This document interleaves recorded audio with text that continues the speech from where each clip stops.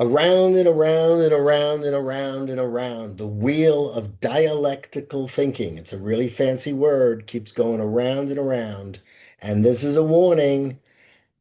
There's a storm that is coming. Hi, this is Michael Shevack, and welcome to Godsearch. We're here because every single human being, what we might call a soul, is capable of having an experience of unity, of truth, where their personal actions, dictated by their egos, can harmonize and align with how life works. And it can make that alignment in a way that what you experience is increasingly good. Take that word good, shrink it down, get rid of one of the O's, and you have what most people call God. We're not debating whether God exists. We are teaching the experience called God, and most importantly, how to get bad thinking and dumb ideas out of the way so that the natural good, which is part of the design of reality, don't take my word for it, just get on a God search and you'll see for yourself that the natural good that's part of reality can open up and flower in your personal life, which you can share with other people and our world. And so I want to talk about our world.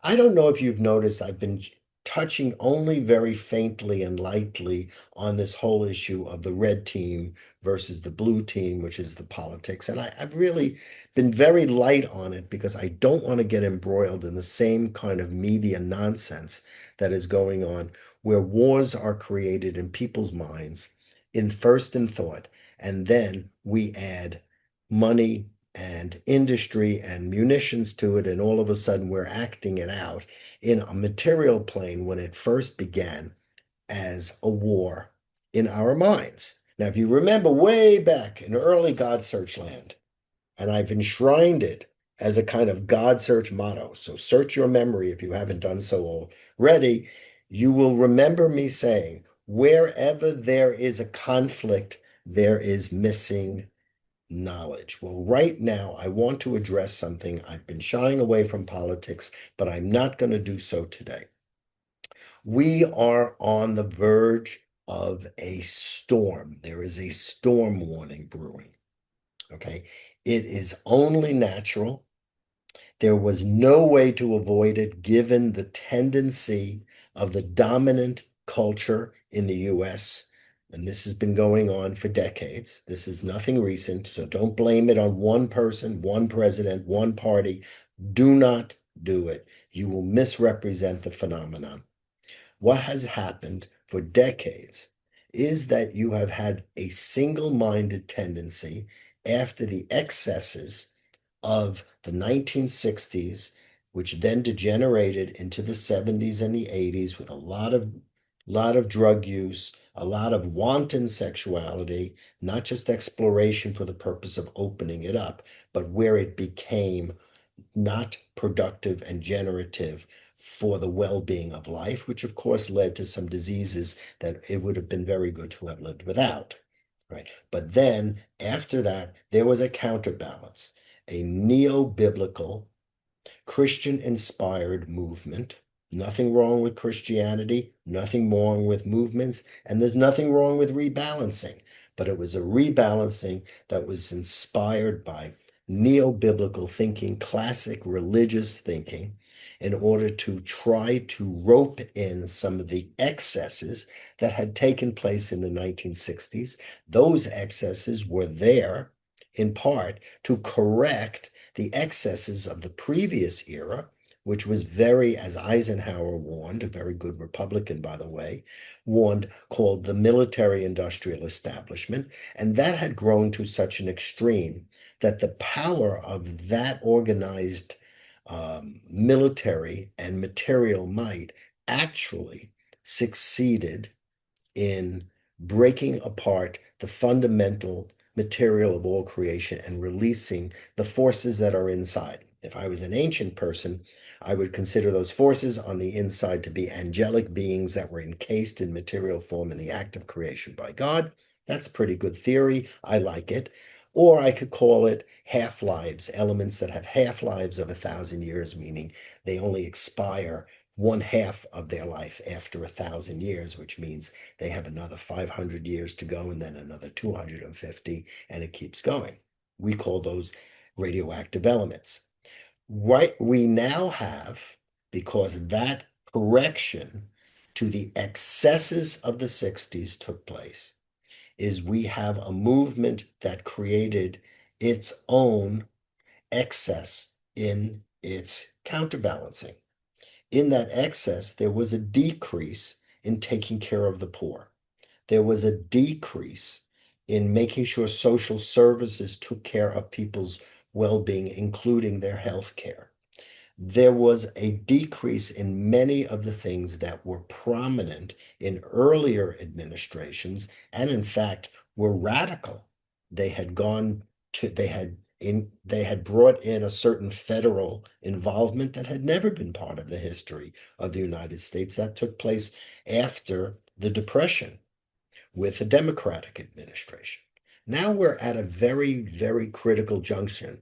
Please consider me a warning sign, a prophetic warning sign.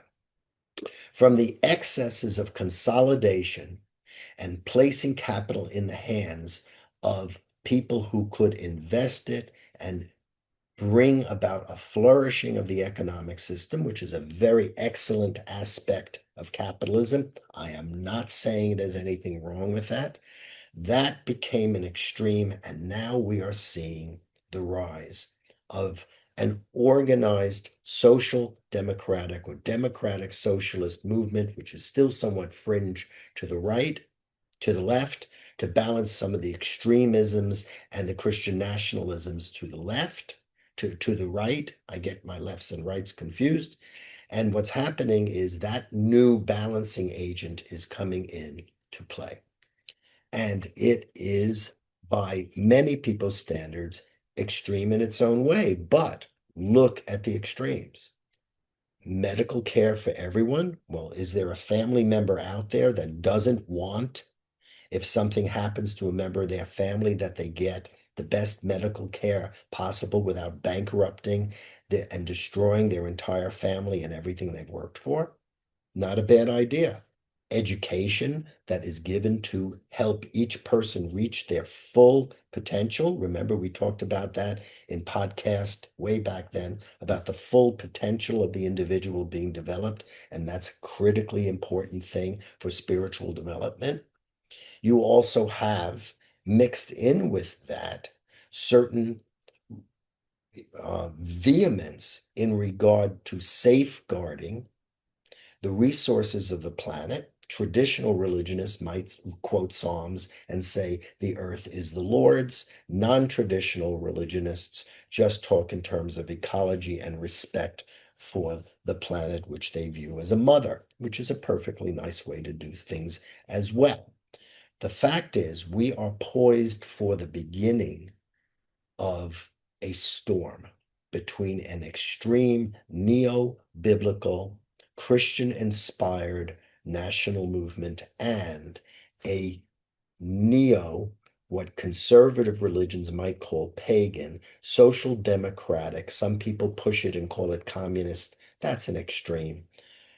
A social democracy more akin to what you might find in Scandinavian countries, right? And that war between is America free by developing capitalism and the market economy to feed people through the distribution of currency and the manufacturing of currency, or does America becomes most free by feeding people, clothing people, educating people, and safeguarding the natural resources that are the legacy of every living creature on the planet?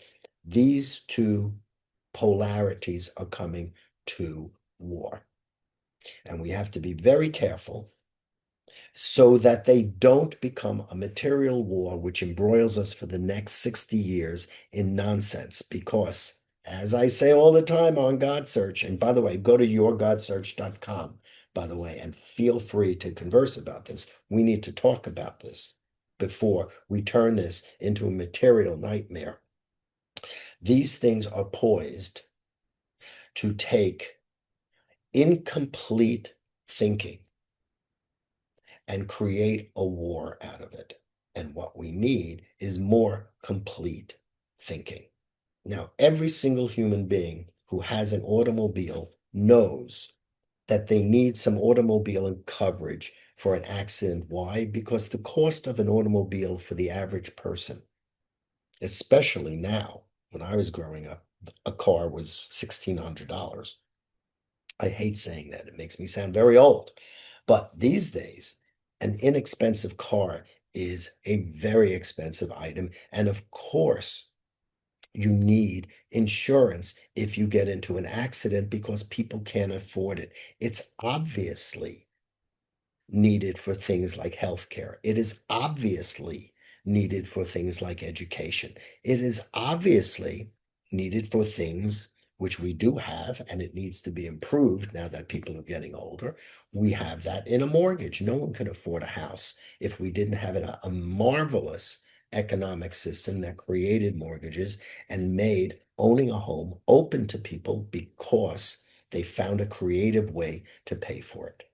Now, what I am saying here is the tendency on social democracy to tend to want government to take care of everyone. It's a beautiful thought. It's a beautiful extreme. It has its problems.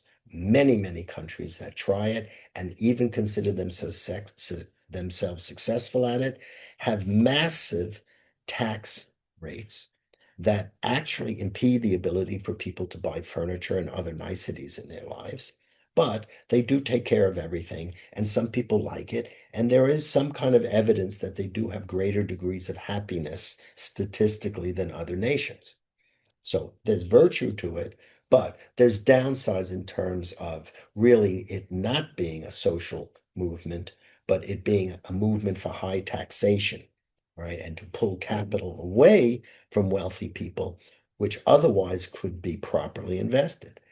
Now, on the other side, on the so-called red side, again, the issue of properly investing capital is the issue. I personally do not care if they have an oligarchy of 1% or less than 1% or a minute. I don't care if one person owns all the capital in the world. If that person is kind, if that person is loving, if that person is generous, if that person's value system embraces not just their own personal ambitions and their egos, but also embraces the vitalizing of all human life, the vitalizing of human culture, the development of science, the development of mathematics, the development of art and theater and all of the wonderful things that human beings do, which unfortunately gets cut when people focus up too much on the monetary value system and they don't focus up enough on the human value system.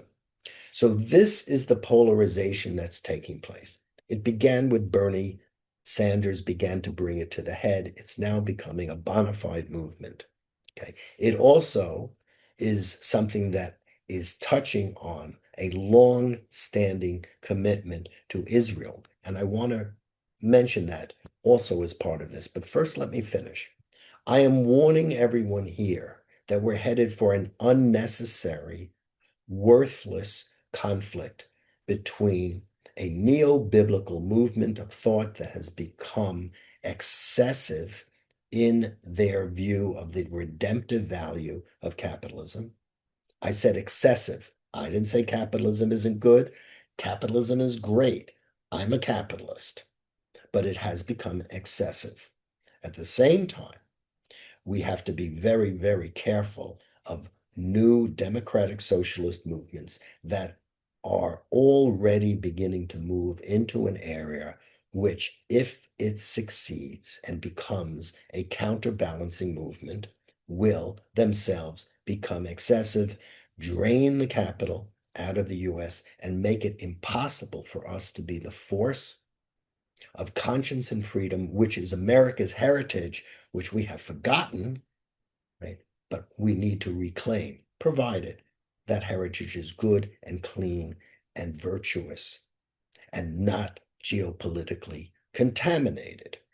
Very, very complex thing to be human, by the way. Red people have problems being human. Blue people have problems being human, but the problem we're dealing with is a human problem on how to have a system which is free and generates this incredible invention called money that has set more people free from hunger and more people part of a world industry that is bringing light and bringing development to more people in the world than any cultural development has ever done before. Capitalism is an amazing force of spiritual illumination. I said that earlier. I'm saying it again. We have to avoid this dialectic where one view is opposing the other view, and the other view is going to oppose the other view, and one view is going to then oppose the opposition, and then there's be an opposing view to the opposition of the opposition, and we will go down into a drain. We will lose our vitality as a nation. We will lose our spirituality because spirituality is not dialectic. Spirituality is not the war of thoughts for the ascendancy of thinking. It has been in the past, but we are in a new era. We have far too much power, such as nuclear, that if we get lost in dialectical thinking and warlike thinking on the level of ideas and then take it into the world, we will carry it to the extreme where our chains of thoughts and warring thoughts need to be brought down to the state of complete humility. Unfortunately, that might be nuclear devastation that we have to go through in order to be humble again and know that our ideas cannot be turned into idols. They are not false gods. They are false gods. They're not true gods. And we cannot worship our ideas. Now, I also want to say, and this I take personally, that what the democratic socialists or the social democrats are doing in Israel, regarding Israel, is also very problematic. The story of Israel, as we spoke about a couple of podcasts ago, which is a covenantal people, a covenantal nation that is devoted towards the unification of God, meaning goodness on the largest possible scale, the creator, and also to the flourishing and the generativeness of all life and creation in a society which functions for the benefit and the flowering of each individual in harmony and in happiness and in justice. That vision of Israel is sacred. It is a very difficult vision to take place. It's been going on for 3,000 years. It's been passed into Christendom. It's been passed into Islam. It's been passed into the American natural law system. It has been passed into the world global culture, which is vast, very quickly becoming the dominant culture. It's a vision that cannot be lost. Okay. And that vision includes the actual people of Israel, the oldest historical people dedicated to history, which is the unification of all nations and all people in one devotion to a singular unity, which some people call God. Now, yes, there are difficulties politically. Yes, there are difficulties theologically. The tendency amongst the traditional Judeo-Christian religions is that Israel's sacredness requires an exceptionalism that dictates certain political requirements that are causing difficulties to many people right now because it's requiring enormous amount of money going into munitions and for some people certain crimes that are considered to be anti-humanitarian. I am not using the word genocide. We can discuss that separately. Now, I just want to say that this issue of cutting out the value of Israel because Israel somehow has now become connected to former colonial nations, which it had never been. We discussed it 3 podcasts ago. that Israel, which was the most anti-colonial nation in the entire world, that had resisted every single major empire that had ever been born into existence. It resisted Egypt, Philistia, Babylonia, Greco-Syrian, Roman, Christendom, Protestant Christendom, Nazi paganism, and now it is dealing with a different imperial force. Israel has been the most anti-colonial nation in the history of the world.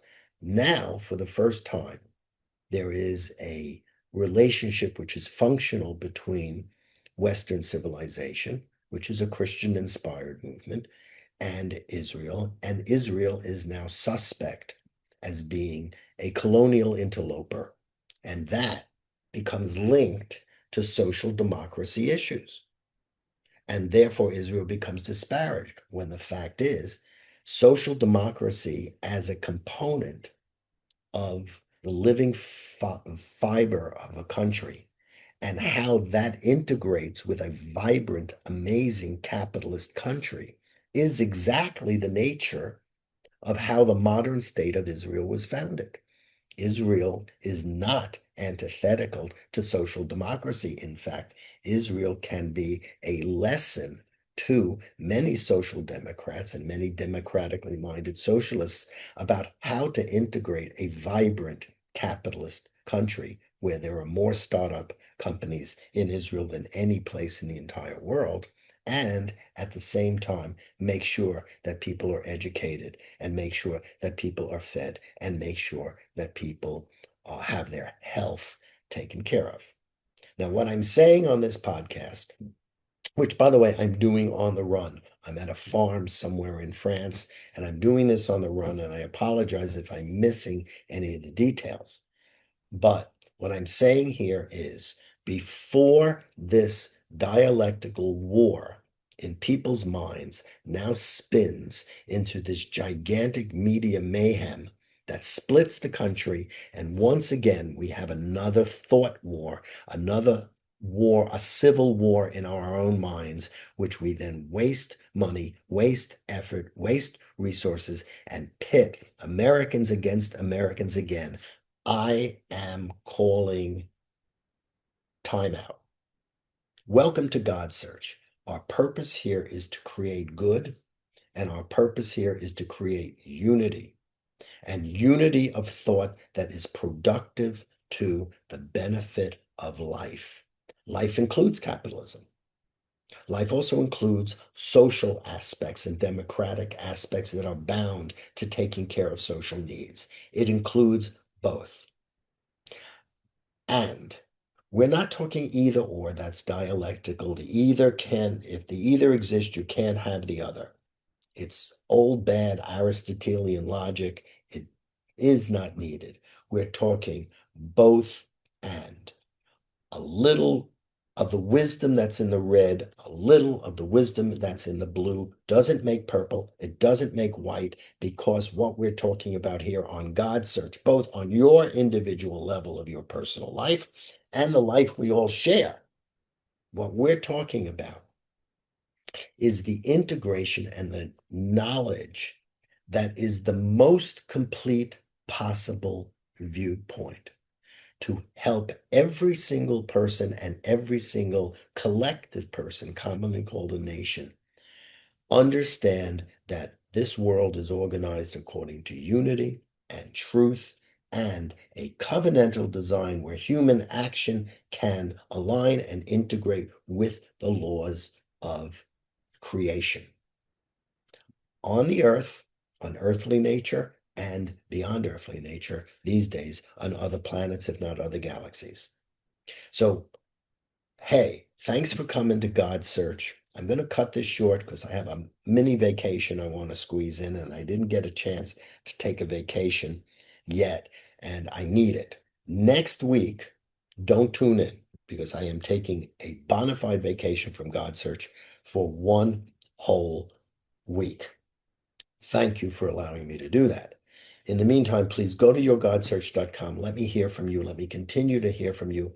And let's please, everyone out there, let's stop this dialectical war from taking place before it turns into yet again another nightmare of history, which we have lived too many times, where humanity has witnessed these kind of wars of thought that turned into wars, material thoughts, material wars too many times. Okay, let's stop this cold and let's listen to the truth in each other's viewpoint that we ourselves may be missing by being entrenched in our own view. Let's listen to the truth in the other person's viewpoint that we ourselves may be missing by our entrenchment in our own view. If we do that, which does require a little humility, we can avoid this dialectical nightmare and we can turn a dialectical nightmare, which is destructive, into a spiraling helix that can release life, release love, release prosperity, release justice, and transform the entire world from America outwardly. And yes, then America can be once again truly spiritually, not just in theory or politics, truly a covenantal nation that is bringing the light of all existence to all life and creation for future generations with continuous improvement. That is the American dream. This is Michael Shevack. Thanks again for coming to Godsearch and for bringing your heart and your mind and your will and your hopes for humanity. Uncover God, discover God. And if you got in trouble from bad ideas, recover God. Goodness is all around you. All you have to do is get on a God search. And if you're alive, you're already on it. So just wake up and realize you're already doing it. Might as well join the club. Thanks a lot. I'll see you Wednesday about 5:45 Eastern daytime, but not next week because I'm taking a vacation. Amen. God bless. Bye-bye.